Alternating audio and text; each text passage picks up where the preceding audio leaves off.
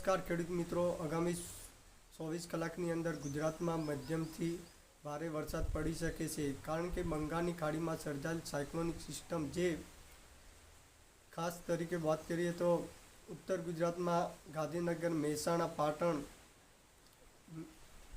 વાવ, થરાદ, દિયોદર, ભાભર, કાંકરેજ સહિત અને દાંતીવાડાના વિસ્તારોમાં પણ મધ્યમથી હળવા સ્વરૂપે વરસાદ વરસી શકે છે।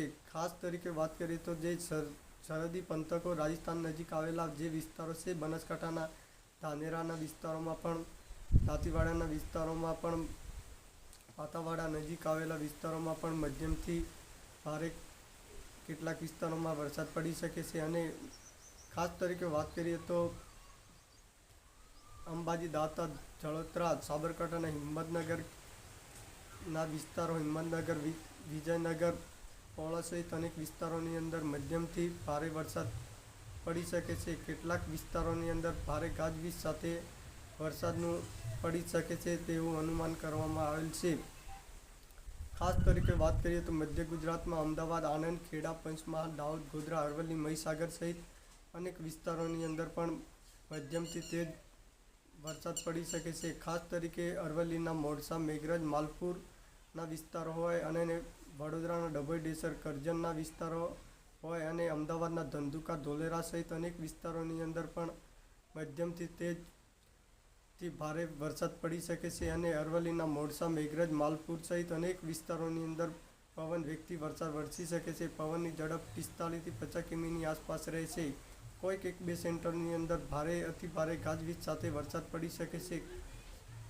હવે આપણે સૌરાષ્ટ્ર વિસ્તારોની વાત કરીએ તો બોટાદ, ભાવનગર, ગીર સોમનાથ, દેવભૂમિ, દ્વારકા, રાજકોટ, સુરેન્દ્રનગર, મોરબી સહિત અનેક વિસ્તારોની અંદર પણ ધોધમાર સ્વરૂપે વરસાદ વરસી શકે છે। ખાસ તરીકે જામનગરના જામજોધપુર, જોડિયા, લાલપુર સહિત અનેક વિસ્તારો અને મોરબીના ટંકારા, હળવદ, વાંકાનેરના વિસ્તારોમાં પણ ધોધમાર સ્વરૂપે વરસાદ પડી શકે તેવું અનુમાન કરવામાં આવેલ છે। અને પવન વેગથી વરસાદ વરસી શકે છે। પવનની ઝડપ 45થી 50 કિમીની આસપાસ રહેશે। કેટલાક વિસ્તારોની અંદર વાત કરીએ તો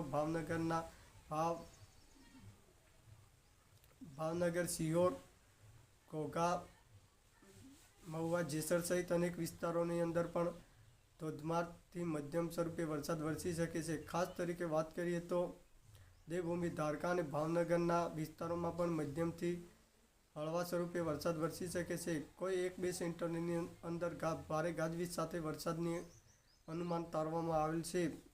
ખાસ તરીકે આપણે સૌરાષ્ટ્ર વિસ્તારોની વાત કરીએ તો જે 1-2 સેન્ટરની અંદર ભારે ગાજવીજ સાથે વરસાદ વરસી શકે છે। બાકીના વિસ્તારોની અંદર મધ્યમથી હળવા સ્વરૂપે વરસાદ વરસી શકે છે। હવે આપણે દક્ષિણ ગુજરાતની વાત કરીએ તો આગામી 24 કલાકની અંદર દક્ષિણ ગુજરાતમાં ખાસ તરીકે વાત કરીએ તો ડાંગના આહવા, વઘઈ, સુબીર અને નવસારીના ગણદેવી, વાંસદા, ખેરગામ સહિત અનેક વિસ્તારોની અંદર મધ્યમથી હળવા સ્વરૂપે વરસાદ વરસી શકે છે। અને નર્મદાના ડેડિયાપાડા, સાગબારા, તિલકવાડા સહિત અનેક વિસ્તારોની અંદર મધ્યમથી હળવા સ્વરૂપે વરસાદ વરસી શકે છે। અને વલસાડના ધરમપુર, કપરાડાના વિસ્તારોમાં મધ્યમથી ભારે સ્વરૂપે 1-2 સેન્ટરની અંદર વરસાદ પડી શકે છે। અને ખાસ તરીકે આપણે હવે તાપી જિલ્લાની વાત કરીએ, તાપીના ઉચ્છલ, નિઝર, કુકરમંડાના વિસ્તારોમાં પણ મધ્યમથી હળવા સ્વરૂપે વરસાદ વરસી શકે છે અને પવન વેગથી વરસાદ પડી શકે તેવું અનુમાન કરવામાં આવેલ છે। પવનની ઝડપ 45થી 50 કિમીની આસપાસ રહેશે। કોઈ 1-2 સેન્ટરની અંદર પવન વેગ અને વીજળીના કડાકા ભડાકા સાથે વરસાદ પડી શકે છે। હવે આપણે ખાસ તરીકે વાત કરીએ તો મધ્ય ગુજરાતમાં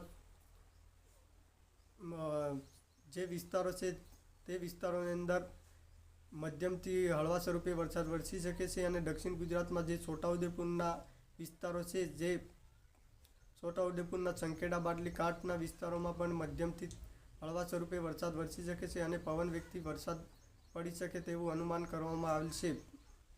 હવે આપણે કચ્છના વિસ્તારોની વાત કરીએ તો કચ્છના ભુજ, રાપર, અંજાર, નખત્રાણા, અબડાસા સહિત અનેક વિસ્તારોની અંદર પણ મધ્યમથી હળવા સ્વરૂપે વરસાદ વરસી શકે છે। કોઈક 1-2 સેન્ટરની અંદર ભારે ગાજવીજ સાથે વરસાદ પડી શકે છે, જેમાં ભુજ, ભચાઉ, રાપર, નલિયા સહિત અનેક વિસ્તારોની અંદર પણ મધ્યમથી હળવા સ્વરૂપે વરસાદ વરસી શકે છે.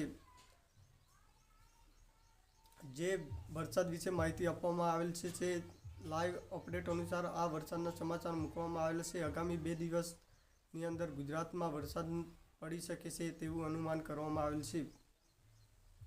તેથી વિડીયોને ધ્યાનથી જુઓ અને વિડીયોને વધારે ધ્યાનથી સાંભળો અને વિડીયોને ગમ્યો તો લાઈક શેર સબસ્ક્રાઈબ કરવા નમ્ર વિનંતી.